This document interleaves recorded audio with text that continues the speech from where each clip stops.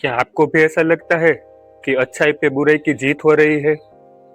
बुरे लोग तो मौज कर रहे हैं, पैसा कमा रहे हैं, हंस रहे हैं और अच्छे लोगों को संघर्ष ही संघर्ष, दुख ही दुख।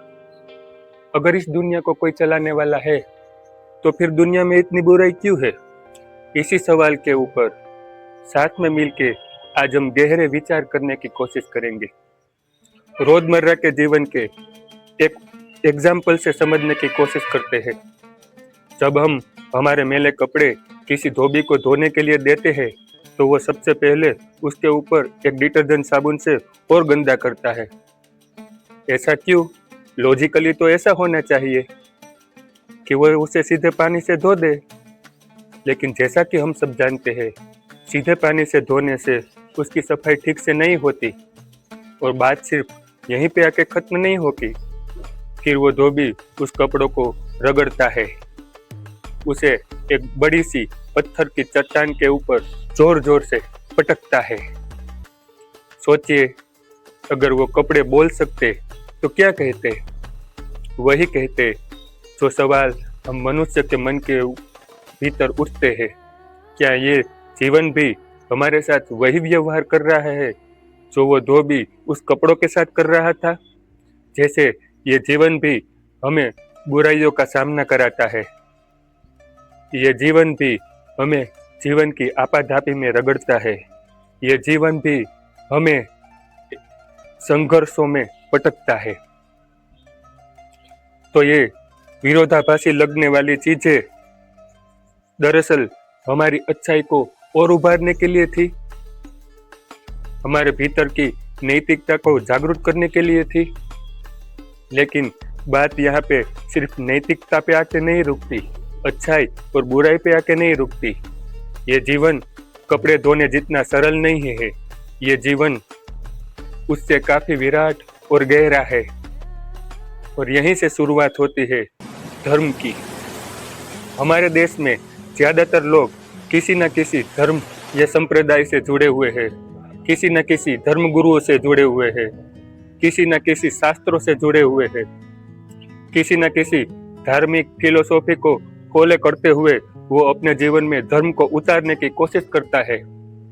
लेकिन इतना सब करने पर भी क्या हमारे जीवन में कोई परिवर्तन आता है? जैसे हम सबको मालूम है कि क्रोध करने से दूसरों से ज्यादा हम अपने को ही नुकसान पहुंचाते हैं, लेकिन फिर भी जब समय आता है तो क्रोध हो ही जाता है। और जब क्रोध आके चला जाता है तब हमें एहसास होता है कि ये तो नहीं करना चाहिए था। ऐसा क्यों? क्योंकि ये सब धार्मिक फिलोसॉफी से हमारा कॉन्शियस माइंड, जो हमारे पूरे मन का सिर्फ 5% हिस्सा है, उसमें तो समझ उतरती है, लेकिन बाकी का 95% जो अनकॉन्शियस हिस्सा है वो तो जैसा था वैसा ही रहता है।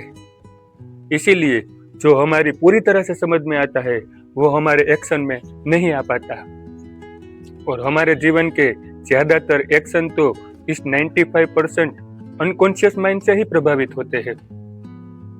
तो इसी अनकॉन्शियस माइंड के गहरे तलघरों में उतरने के लिए हमारे जीवन में प्रारंभ होती है एक नई यात्रा, आध्यात्मिक यात्रा।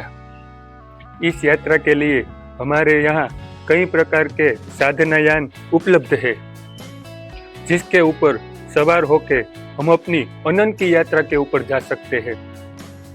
इसी विषय के ऊपर मैंने अपने पिछले वीडियो में आज के समय अनुसार 3 जीवंत योग ज्ञान की बात की है। पहला गौतम बुद्ध का विपश्यना योग ज्ञान, दूसरा पतंजलि का अष्टांग योग ज्ञान और तीसरा ओशो का सक्रिय ध्यान योग ज्ञान। उसकी लिंक मैं डिस्क्रिप्शन में दे दूंगा, अगर आप चाहे तो वहां पे जाके देख सकते हैं। अगर ये वीडियो आपको अच्छी लगी तो लाइक करें, अगर अच्छी नहीं लगी तो डिसलाइक करें। अगर आपके दोस्तों रिश्तेदारों में से किसी को भी इस विषय में रुचि है तो उसे शेयर करें, कमेंट करें।